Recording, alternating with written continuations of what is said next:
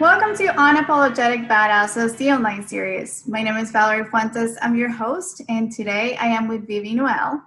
Vivi is actually a nurse, and I just have to tell you that I'm so impressed with your work and what you're doing as a first responder in the middle of the pandemic, while being so amazing and sharing on Instagram about your story and your alopecia. And I can see by following your account, like, the different sides of Vivi. And I love how you bring both worlds into your account, and we get to see who you are in your real life, and then, as what you're doing and dealing with alopecia. So thank you so much for sharing yourself on Instagram. I'm so glad we got to meet that way, because otherwise, like you said, we wouldn't be here. Yeah. Yeah. So Well, thank you so much, Valerie, for having me. I'm really excited. Yeah, of course. So tell us a little bit about you and yeah, when did you start losing your hair? Okay, so I started losing my hair when I was 11 years old. I didn't get diagnosed with alopecia until I was about 19, 20. So for a long period of time, I honestly had no idea why I was losing my hair, if it was ever going to come back, what kind of alopecia I had, because there's different types. So I was just lost. I was just depressed. I had severe anxiety. I was just really lost and confused because I was like, what did I do to deserve this? Was it maybe the shampoo that I bought? Was it, all these different things? And because I was so young, and it happened during the time of my life where I'm figuring out my identity and who I am, it was worse. It was worse because I blamed myself a lot for this thing that was outside my control. Mm-hmm. So after many years of going to different doctors, getting misdiagnosed, because I did at one point get diagnosed with lupus, which was terrifying. That was the most terrifying time in my life, actually, because I got diagnosed with lupus. It was a misdiagnosis. I went to get a second opinion, thank God. And they did more blood work. They checked markers, and they were like, no, you don't have lupus. And then that's when I started getting some real answers. But this was already after thousands and thousands of dollars that I had spent trying to fix this issue, taking all these medications that their side effects were worse, I would say, than just, living this way. So it was a tough battle. I would say I started embracing my alopecia and accepting it when I was about 21. I'm 24 now. Wow. So it's been approximately 3 years that I've truly started embracing. And it wasn't like I was able to just come on to the world and say, hey, so I didn't have any hair, I'm bald. It wasn't like that at all. It definitely took some steps. It took opening up to my family and letting them know, like, this is really affecting me. I'm still not 100% okay with this. And then, in my dating life, and then my friends. And then I got to the point where I was just like, hey, all the people that matter are okay with this. So it's fine for me to share this with the world. Mm-hmm. Yeah, that's definitely a really difficult age. And I think we went through the same thing around the same time, because I started losing my hair when I was 18. And I did not get diagnosed until I was 24, though. But I do see what you're saying, when you're like, literally forming your identity. And, they're like the best years of your life. And I'm just so happy to hear that, it took you, 3 to 4 years to get where you are right now, because it took me almost 10. So it's just amazing, to hear that. And like, I know it's a really tough process. So what did you do to help yourself come out of that depression and that, hurt, because it hurts? Yeah, it's really, really painful. When I was 15, I think that was the worst. That's when I really genuinely contemplated suicide. That was a very difficult time. And I think when I got to that point where I really sat down and I wrote a letter, because I wrote a letter, and I thought to myself, is this really the end? Like, do I really want this to end here? Do I not want to see what other possibilities are out there, college and traveling and doing all these things. And I think when I got to that point, that's when I knew that I needed to sort of seek help. And one thing about me that I've always loved to do is read self-help books. So I started reading a lot of different self-help books, saving different poetry, that spoke to me. And eventually, I think social media came into the picture, and it started becoming more known. And it wasn't until I was, I would say, in my early 20s that I saw someone who had alopecia as well. And I was like, wow, like she looks amazing. And, she's confident with herself. And I was blown away. It was like a model. And I was blown away and I was like, wow, she's really just embracing this. And she looked so happy. And that was the biggest thing for me. It was just this look of happiness. And I was like, I want that. I feel like I deserve that. So what can I do to get that? So I started paying attention to how I talk to myself. And I noticed that I'm so mean to myself. Like I am the worst. I would say things to myself that I would never in a million years say to someone else, like ever.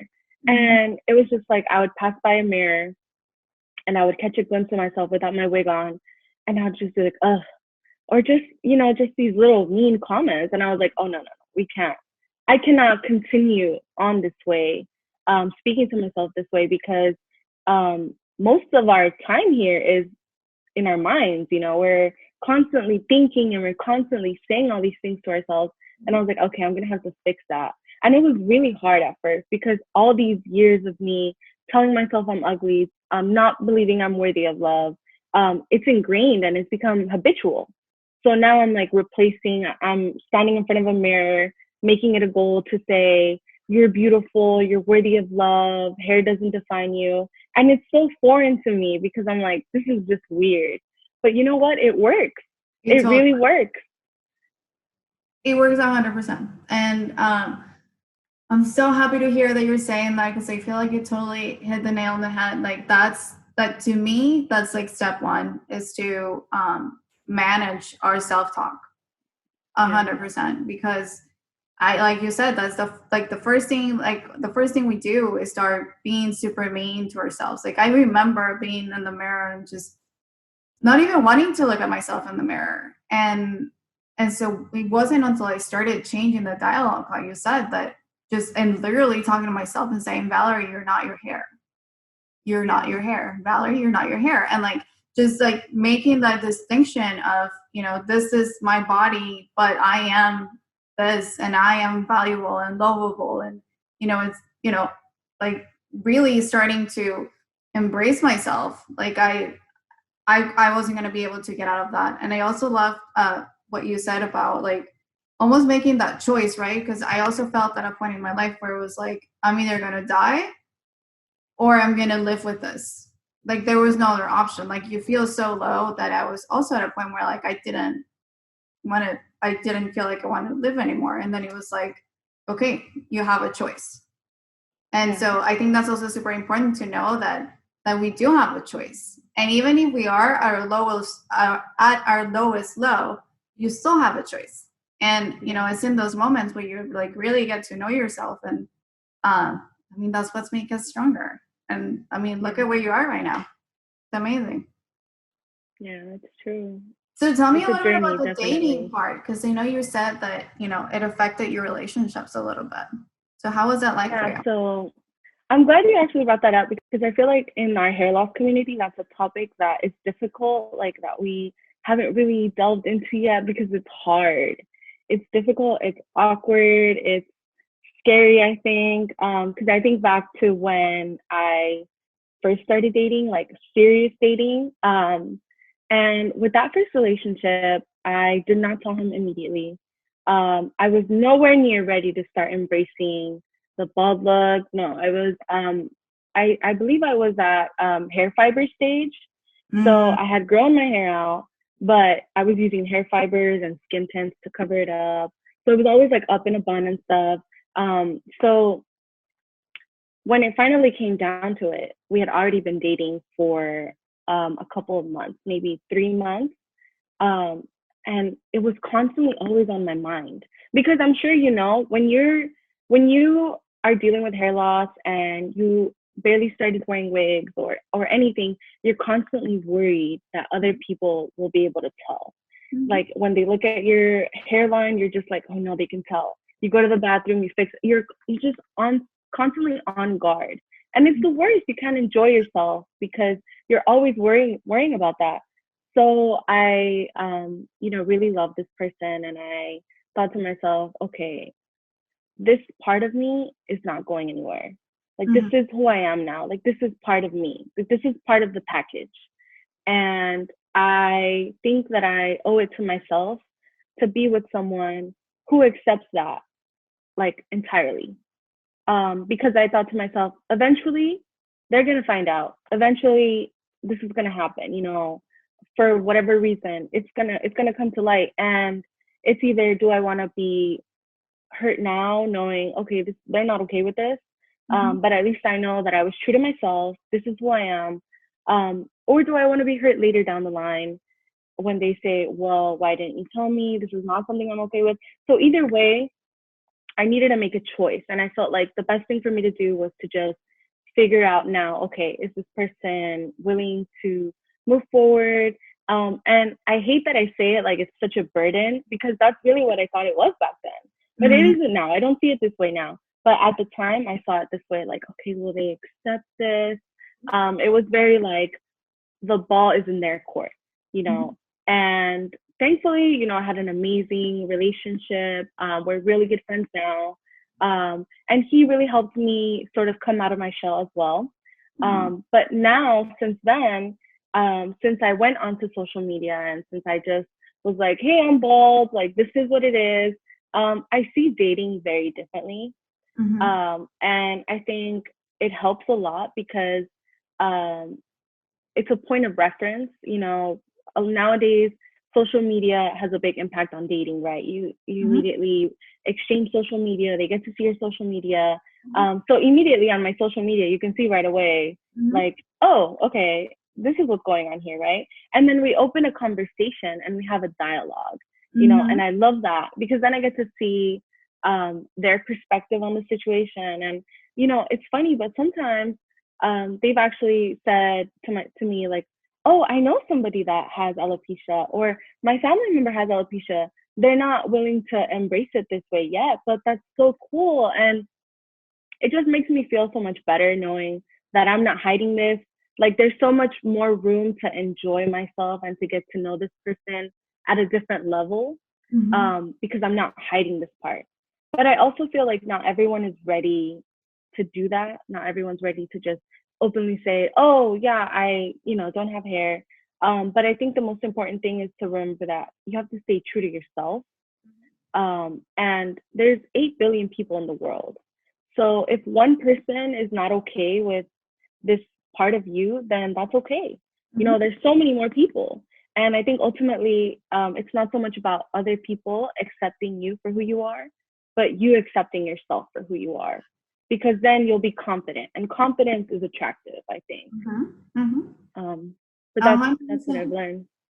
And I love what you said that you said that you owe it to yourself, and I like that's definitely you're right. Like you have the you deserve to be loved just the way you are without hiding or you know. And the other thing that I want to mention on that is that we're not like if there is a guy that's bald, we're not feeling like we're doing him any favor. You know what I mean? Like Right. it's just a bald guy. Yeah.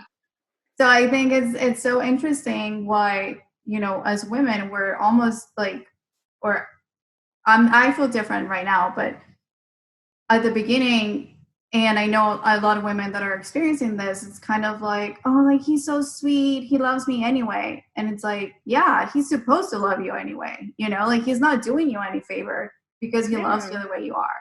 So like don't like shortchange yourself and think that like, this is an amazing man that like I feel like men that date and that have partners that have alopecia are almost like put up in a pedestal.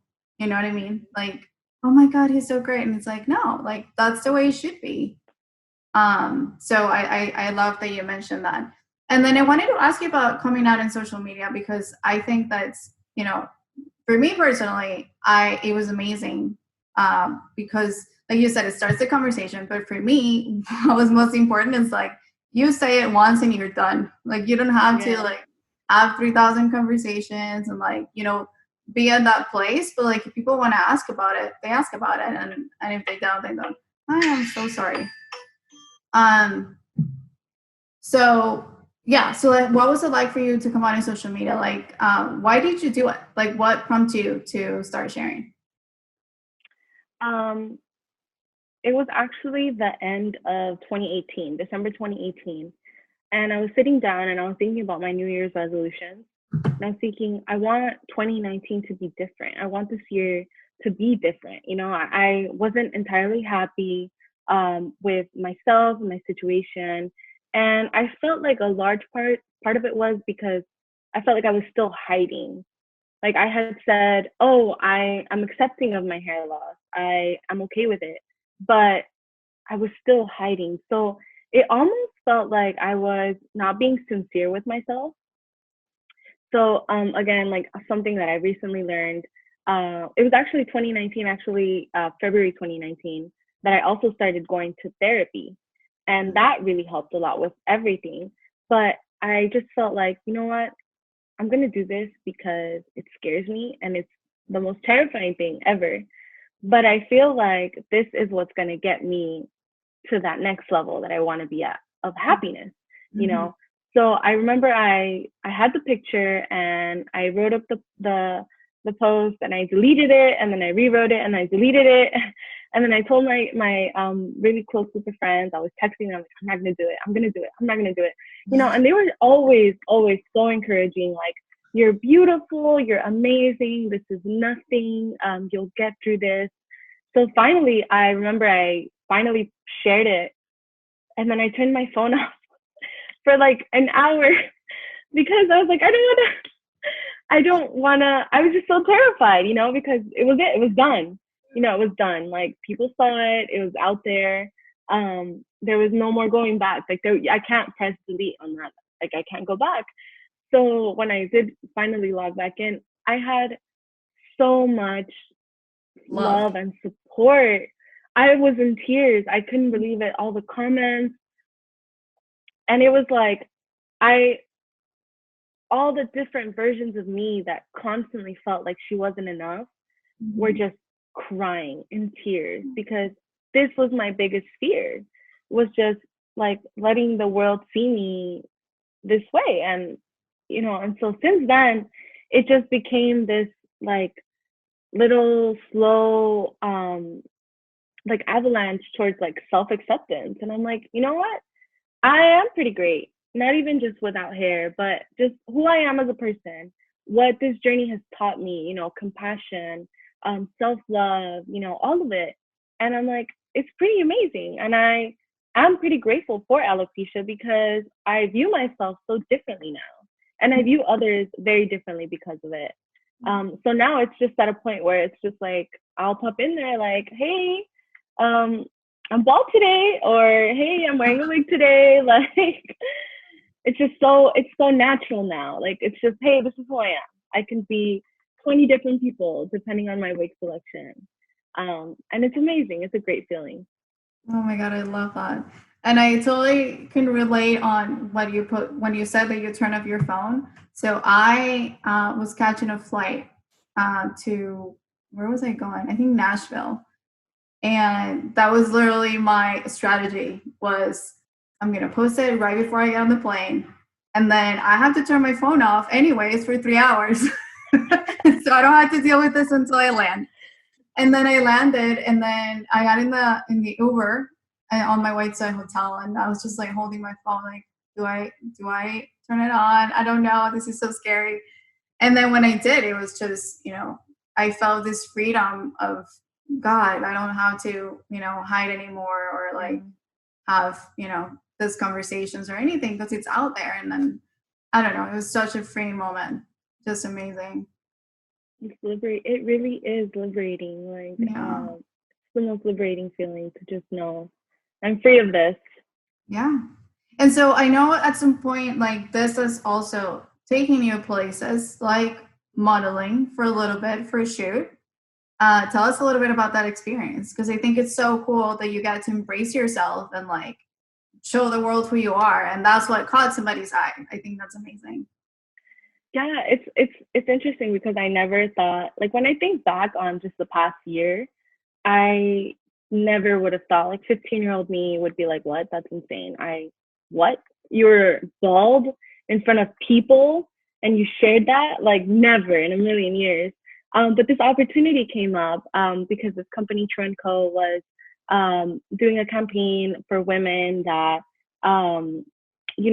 feel bold and are unique, and they just want other women who look like them to embrace themselves. And it was also targeted on insecurities, like things that we are insecure about. And so it was a very racy, like, shoot. It was definitely outside my comfort zone. But you know what? I did it and I felt really amazing afterwards.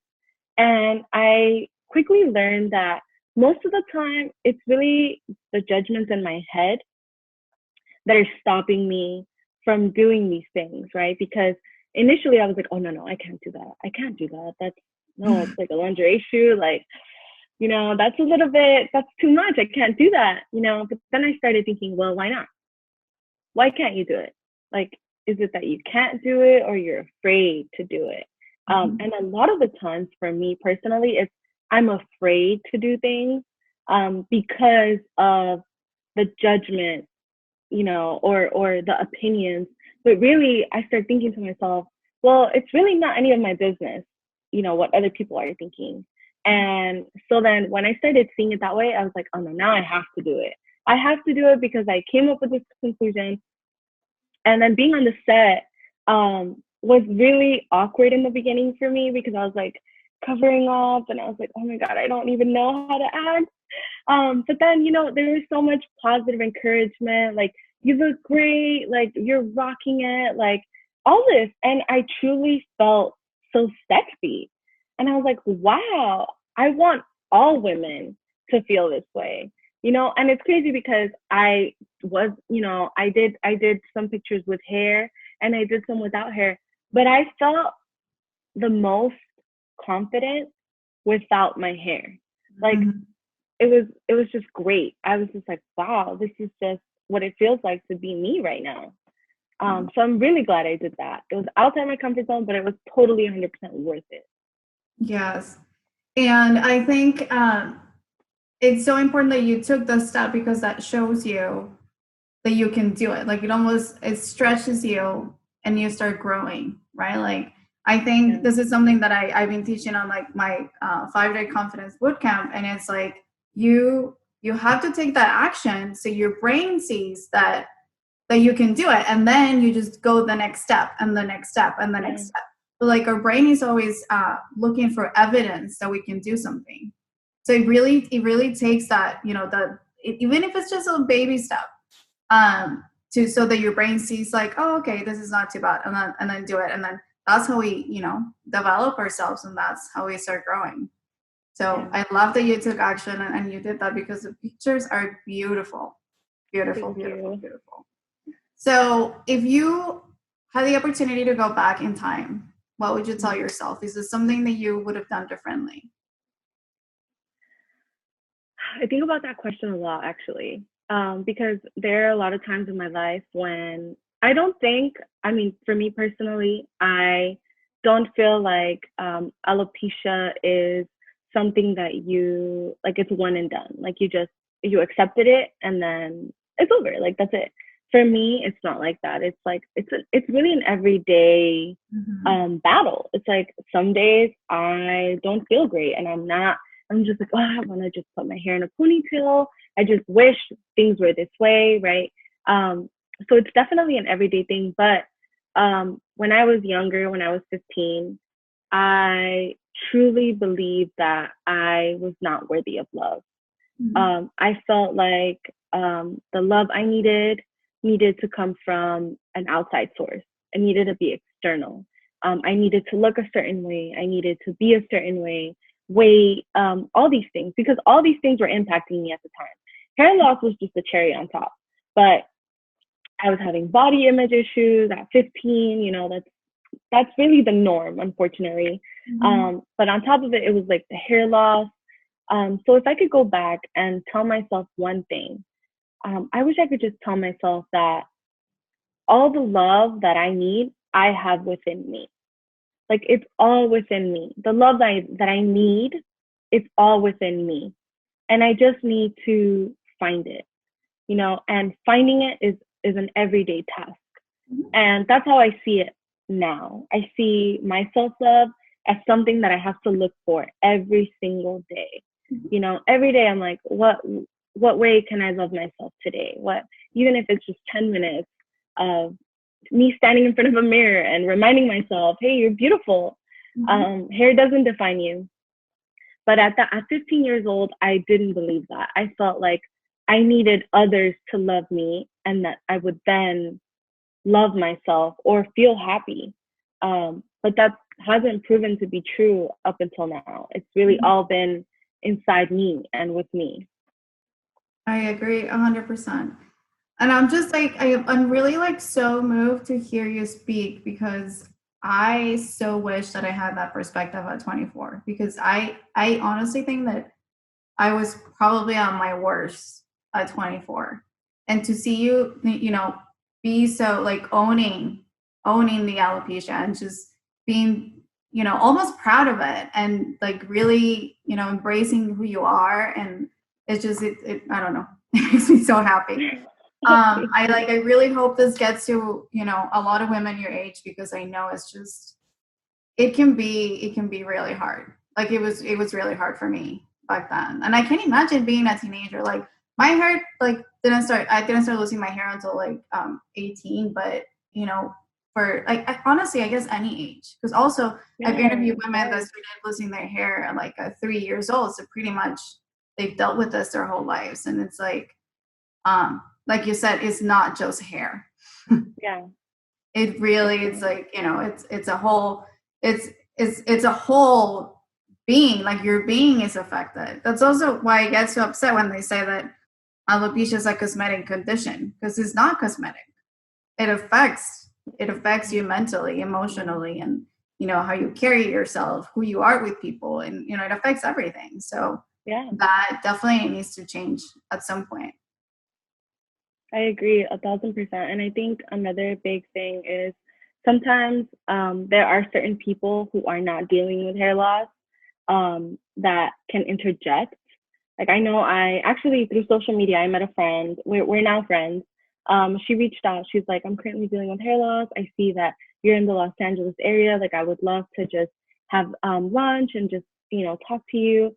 And this was amazing. Like I was like, yeah, of course, definitely. Like, so we met up, and she was talking to me about a friend that she had.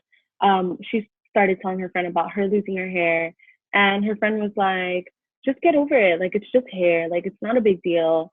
And I was like, okay, first of all, wait, that's not a friend. I don't think that's a friend. And, maybe some people don't know how to approach, like, what do you say? Because that's hard. Sometimes you just don't know what to say, right? But I definitely don't think invalidating people's feelings for how they feel towards their hair loss is okay. And, she was telling me this, and she was like, am I being shallow? I'm like, no, you're not being shallow. This is your hair. Like, you've lived with this hair for X amount of years. Like, all you've known is you as a person with this look, with this hair, with all of it. And now it's just gone. And it's not like it just, there's a warning. It just happens from one day to the next. You're like, I have a patch on my head. Where did that come from? So I think surrounding yourself with people that are understanding and supportive, and maybe when they don't know what to say, they ask, like, how can I better support you? How can I better love you? And, from there, we could just grow together. And so where are you at as far as trying to grow your hair back? Did you already stop trying things, or are you still like looking for solutions? That's a really great question. I think that I am now at a point where I'm not currently actively looking for ways to grow my hair. Um, because I know that with my type of alopecia, androgenic alopecia, there really aren't that many, there just aren't that many solutions. However, I know there is a new medication on the market specifically for androgenic alopecia, that someone told me about, and um, I've been thinking about it, but I think right now where I'm at in life, I just don't know if I want to take on another, because I feel like it will definitely impact me. Um, I'll be constantly thinking about, is it working? Is it working? Like, I'll be constantly thinking about that. And I'm like, okay, right now, is that something that I want to focus on? Because I'm doing my bachelor's of science in nursing. I'm working, and I'm trying to stay sane on top of that. So I'm like, oh, maybe right now is not the best time. Maybe I'll wait a little bit longer and see more feedback, if there are better reviews. But I'm not closed off to the idea. Mm-hmm. I'm definitely open to the idea. I do think that if my hair were to grow back, I really wouldn't know what to do with myself. I think it would, again, be a whole other, identity change. Yeah. Yeah, no, I feel the same way. And so I completely stopped trying to grow my hair back, but it's more because of that, what you mentioned, that you're going to be thinking about it. And I went through so many years of just like having that drive my life that I don't want that anymore. Like I'm pretty comfortable just letting it be. And so that's another thing. I thought it was really cool what you said, that it's really important to like make sure, like check in with the other person to see where they are, right? For instance, for me, just because that I feel comfortable talking about it and I feel comfortable wearing hair doesn't mean that other people are. Doesn't mean that other people Right. feel comfortable speaking out or feel comfortable wearing hair. So I think that within our own community, it's super important to check in with people and say, like, where are you at with your hair loss? Like, how are you feeling right now? Like in the process, like both things, like how are you feeling? Like, what are you doing for it? And like, get that information before you start throwing information. I Yes, think it's so yes, important. Like, don't make assumptions, I want to say. yeah, Yeah. definitely. So we're coming close to our time together. Is there anything that you want to leave us with that you want to share with the audience? Let's see. I feel like we talked about so many things. Yeah. I think ultimately my own personal mission is to just love who we are, and I think that hair loss is a direct impactor in our self-esteem, but there are other things as well, right? Like weight, stretch marks, anything, skin discoloration. There's so many things, right, that we find wrong with ourselves. And I think I just want all of us to love who we are, to remember that we are so much more than anything superficial. We are the things that we can't see, like our compassion, our honesty, our integrity, our sense of humor, all this stuff. And I think that focusing on this as opposed to all these other exterior things that sometimes we can't control, is the best thing that we can do for ourselves. Because at the end of the day, we are worthy of so many great things. We only have this one life. I constantly think about that. I'm like, whoa, every day that passes is a countdown of my existence. Like there's a deadline here and I'm completely unaware of it. And I'm like, I don't want to spend any more time not loving myself, not accepting myself, making myself feel uncomfortable because I'm unwilling to love myself the way that I deserve to be loved. Mhm. And I think we can all keep this in mind and just remember that we are worthy of the same love. Yeah, we absolutely are. So thank you, Vivi, so much. Guys, make sure you go follow Vivi. You're at Vivi Noelle on Instagram, Yes, correct? All right. yes, And you're in the Los Angeles area, yes, yes. right? Okay, awesome. So you know where to find her.